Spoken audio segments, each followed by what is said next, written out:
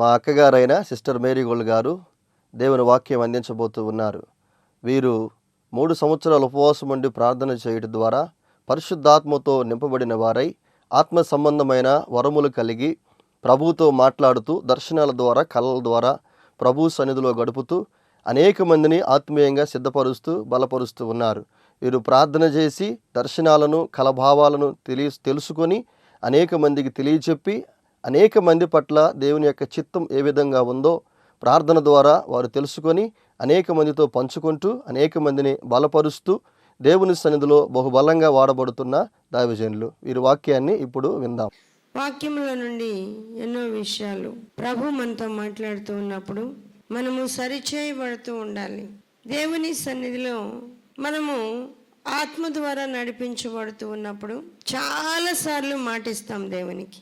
ఖచ్చితంగా నేను ప్రార్థన చేస్తానయ్యా. త్రాగుబోతూ వాళ్ళు కూడా చాలామంది చెప్తారంట, తాగినప్పుడే ఇంకెప్పుడు తాగనయ్యా అని.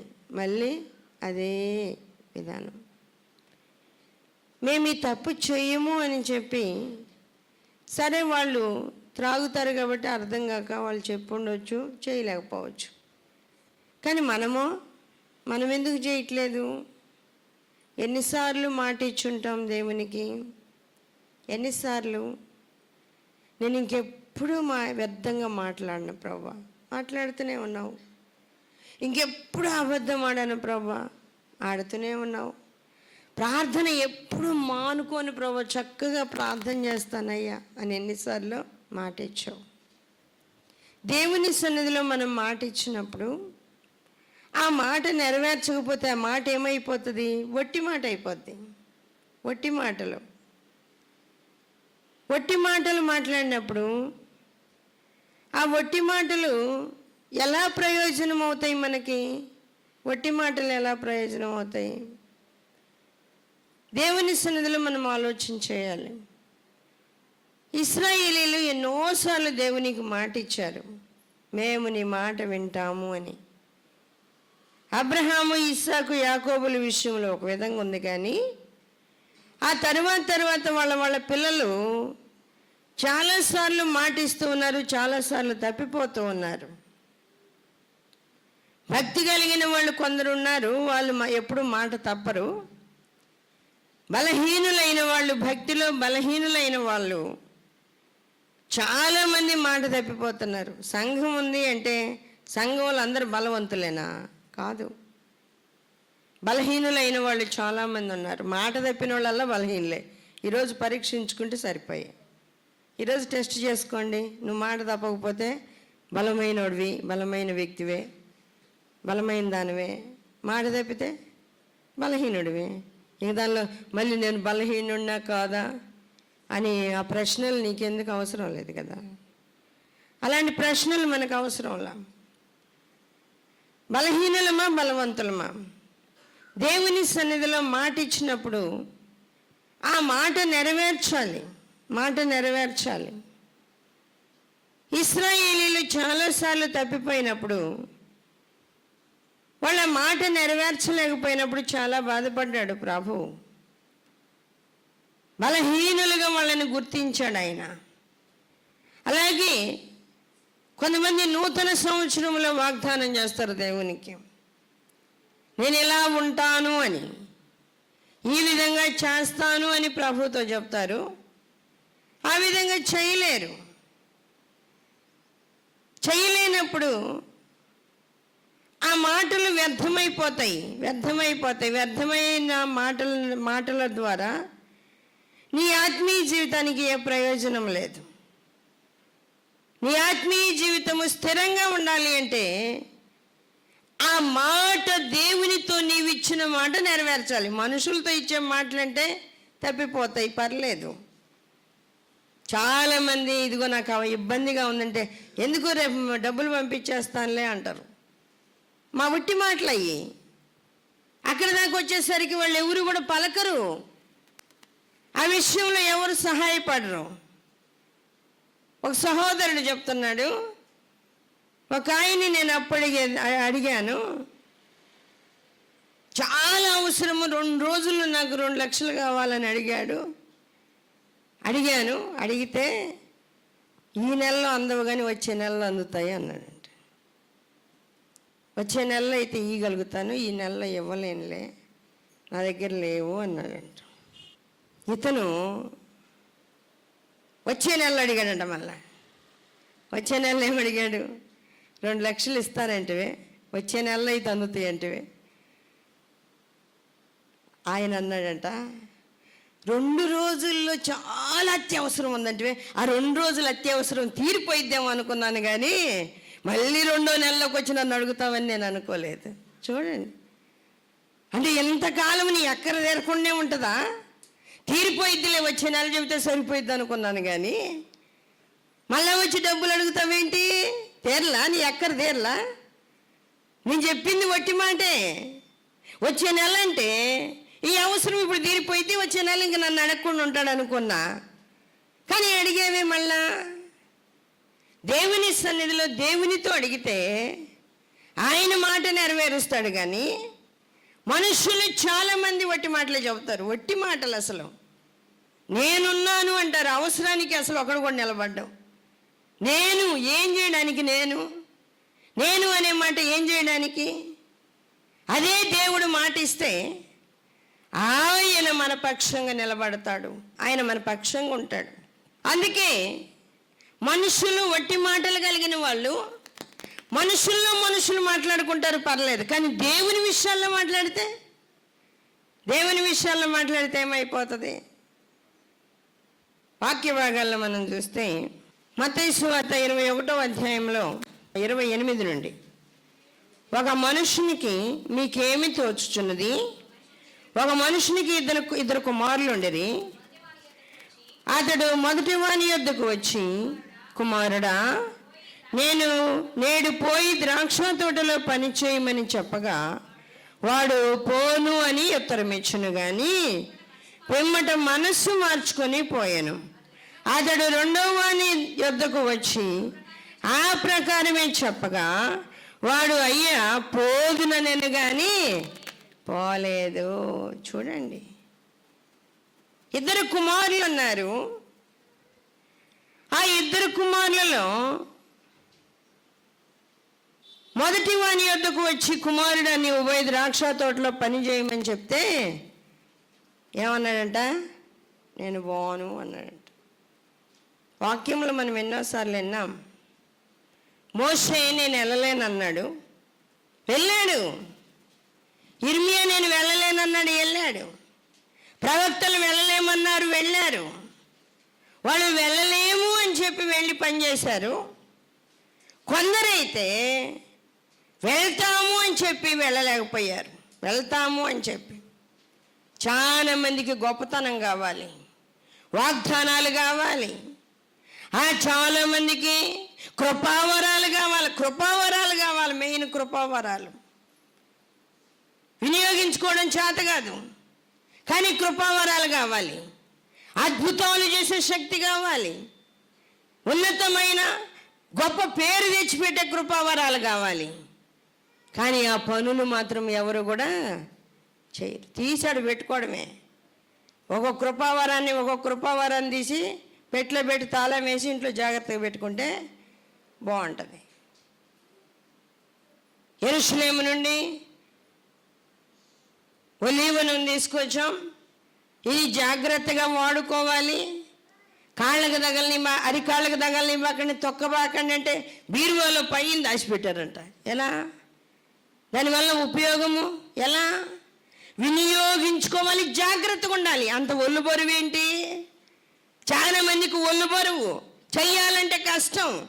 అందుకని ఏం చేస్తారు? పైన సర్దేస్తే పోద్దులే అనుకుంటారు అనమాట. పైన సర్దేస్తే ఎలా అయిపోతుంది? దానిని వినియోగించుకోవాలి, జాగ్రత్తగా ఉండాలి.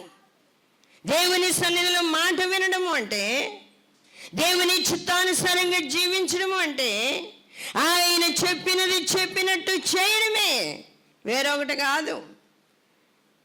2 కుమారులు ఉంటే ఒక కుమారుని పిలిచి చెప్పాడంట, పెద్ద కుమారుణ్ణి, నేడు పోయి ద్రాక్ష తోటలో నువ్వు పని చేయి అంటే ఆ కుమారుడు అన్నాడు, నేను చేయలేను నాన్న అన్నాడు. తర్వాత మనస్సు మార్చుకొని పోయి పని చేశాడు. రెండో కుమారునికి పని చెప్పాడు. నువ్వు వెళ్ళి పని చెయ్యి అంటే రెండో కుమారుడు ఏమన్నాడు? వెళ్తానన్నాడు వెంటనే.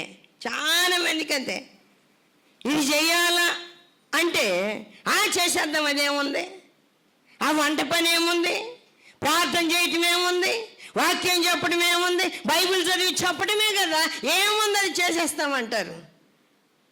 కానీ దానిలో ఉన్న లోతు, ఎత్తు, బరువు అన్నీ కూడా ఎరిగిన వారమై చేయాలి. దాని పరిస్థితులన్నీ ఎరిగిన వారమై చేయాలి. ఆత్మ సంబంధమైన గ్రహింపు కలిగిన వారమై చేయాలి. చెయ్యి పెట్టి జారిపోయి దిగజారిపోయి నేను చేయలేనయ్యా, పడిపోయినానయ్యా, వాక్యాలు అన్నాగా యెరోబాము ఎందుకు అంతలావునా చెయ్యి ఇచ్చిరేది, ఏం చేయడానికి యెరోబాము చెయ్యి జాపింది ఎందుకు? మరి చెయ్యి జాపగలిగిన వాడు ఎండిపోయినప్పుడు కూడా ధైర్యంగా ఉండాలి. ఎందుకు ఏడ్చాడు? ఎందుకు ఏడవలసి వచ్చింది? ఎండిపోతే తీసుకోలేని వాడు ఎందుకు చెయ్యి జాపాలి చెప్పండి? ఎందుకు చెయ్యి జాపేది? దేవుని సన్నిధిలో మనం ఆలోచించాలి. ముందుకు వెళ్ళడం, భయపడి వెనక్కి రావడం, ముందుకు వెళ్ళడం, భయపడి వెనక్కి రావడం, ఇలా దేవునికి లోబడలేని వాళ్ళు చేసే పనులు ఇవన్నీ కూడా. దేవునికి లోబడే వాళ్ళు ఎవరు కూడా ఈ పనులు చేయరు.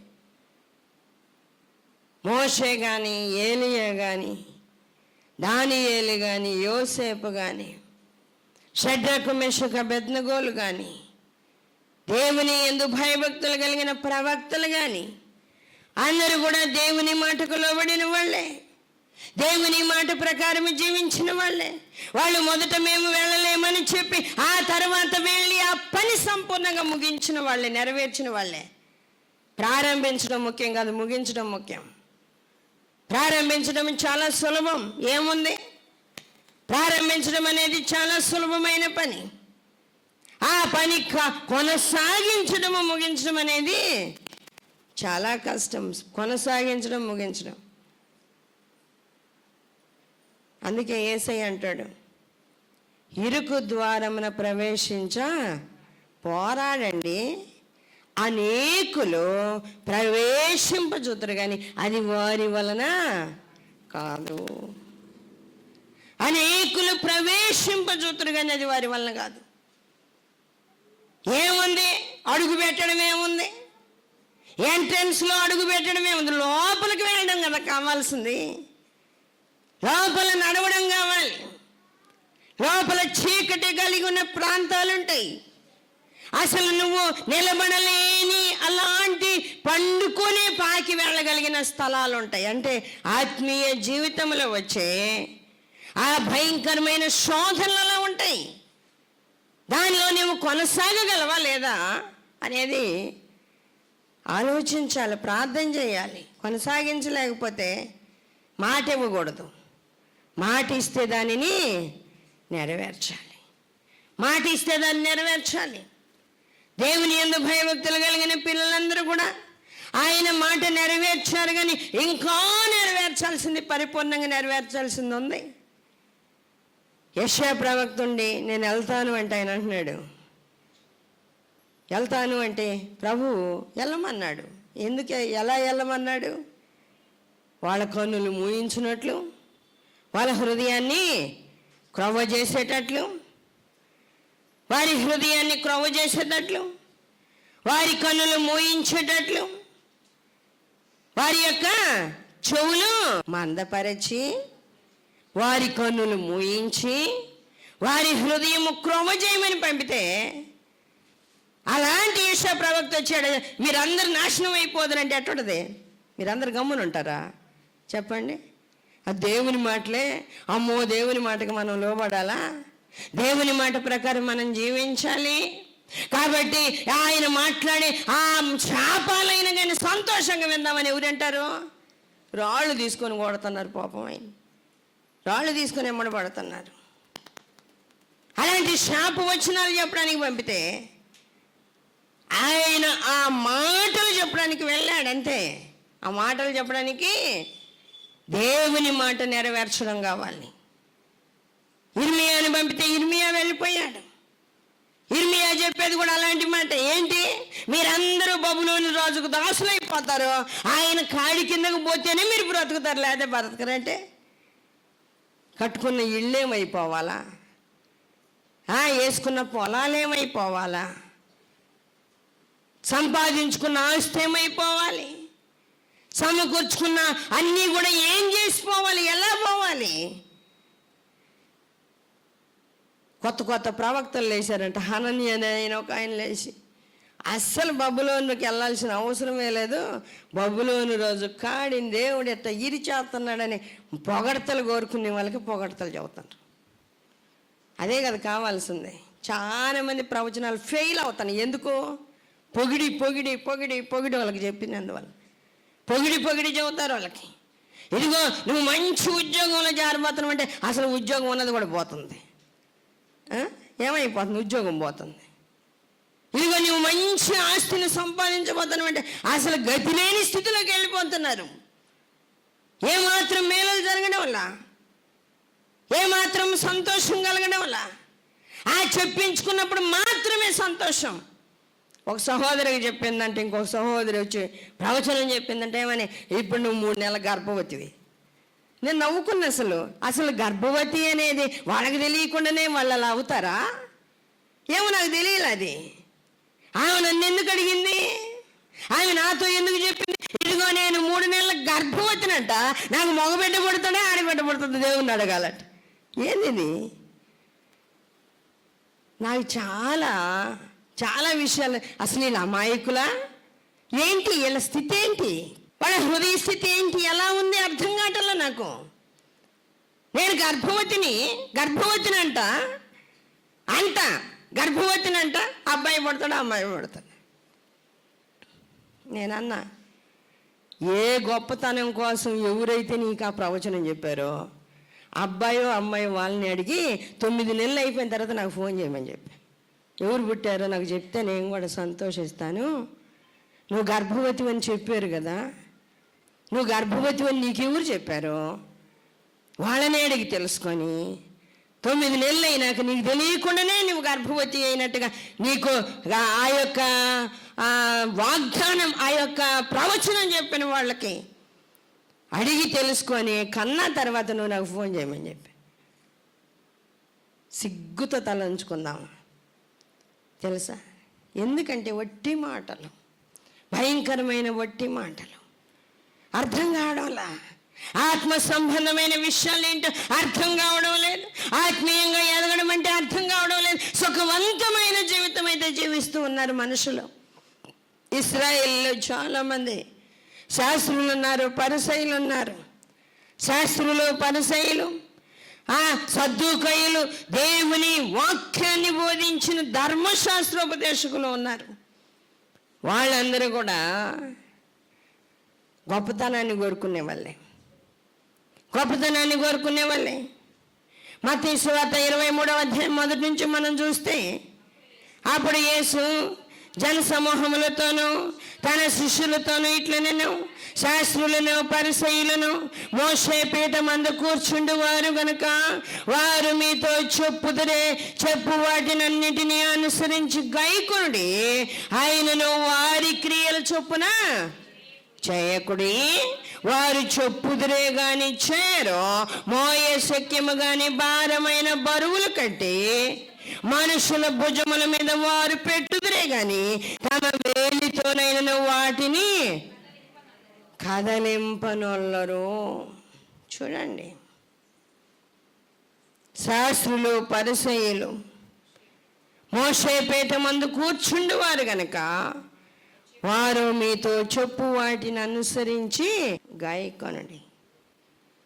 మీతో చెప్పు వాటిని అన్నిటినీ అనుసరించి గాయకొనండి. ఇదిగో ఆత్మీయంగా బలపడండి, ఆత్మ సంబంధులై ఉండండి. మీరు ఎక్కడికి వెళ్తే అక్కడ ఒక మందిరాన్ని చూసుకుని ఆ మందిరానికి వెళ్ళండి, అక్కడ ప్రార్థనలో పాల్గొనండి, ఇలా చేయండి అని అన్నీ నేర్పించి పంపినప్పుడు కొంతమంది అంటారు వాళ్ళంతా బాగానే చదువుతారు కానీ పాస్టర్లు మంచోళ్ళు కదమ్మా. పాస్టర్లు మంచోళ్ళు కాబట్టి నీకెందుకు? అసలు పాస్టర్తో నీకేం పని?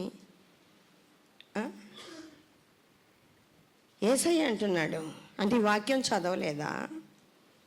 ఈ వాక్య ప్రకారం జీవించడం నీకు చేతకాడం లేదా?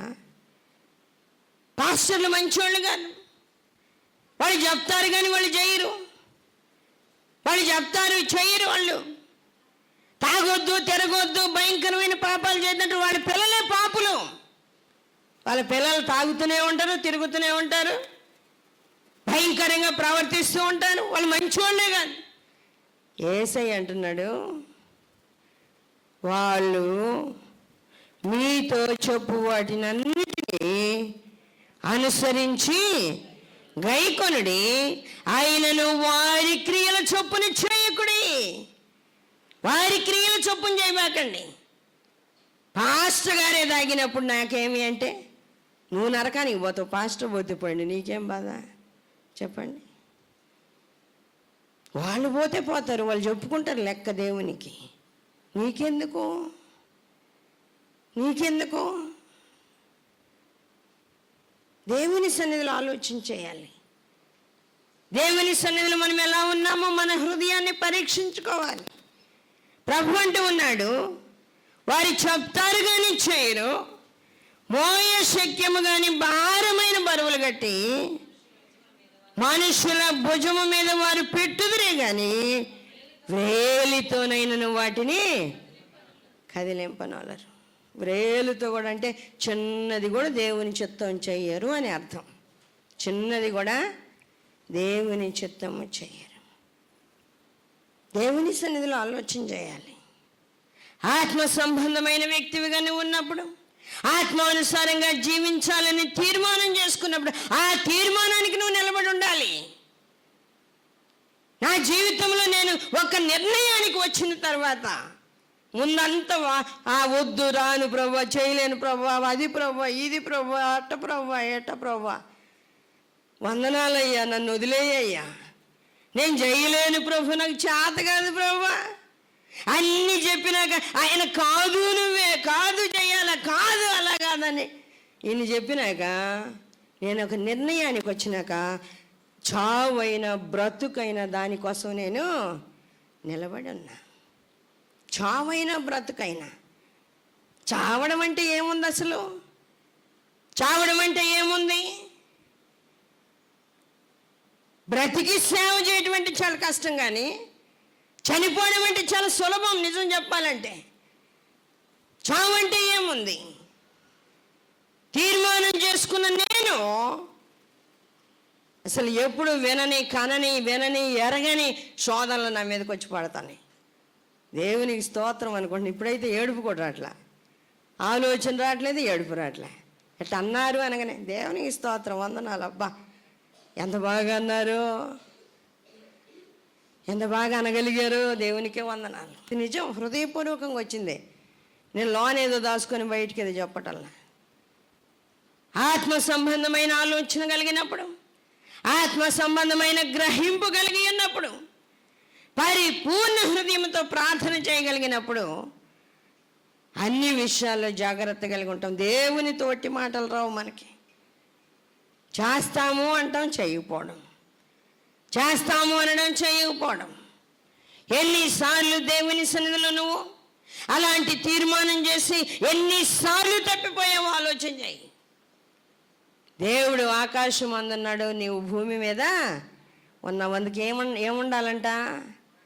మాటలు కొద్దిగా ఉండాలంట.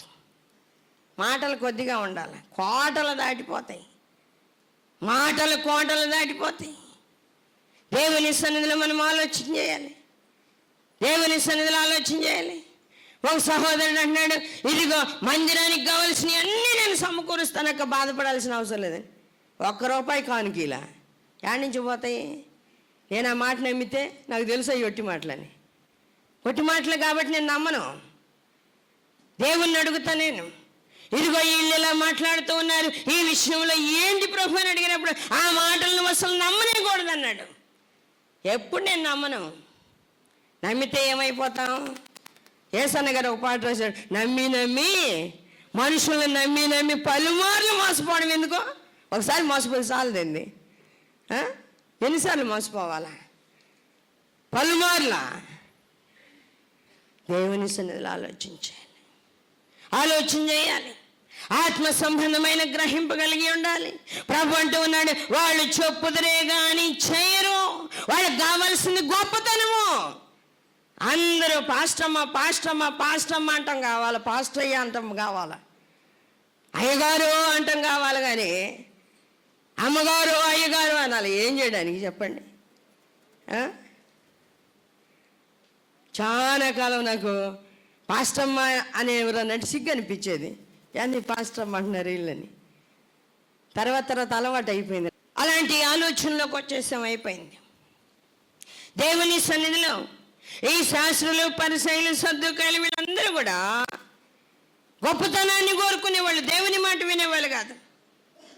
అందుకే వాళ్ళు ఆత్మ సంబంధంగా నిలబడలేకపోయారు, ఆత్మ సంబంధంగా బలహీనులైపోయారు, దేవుని చిత్తములో పరిపూర్ణంగా నిలబడ్డం చేతగట్ల.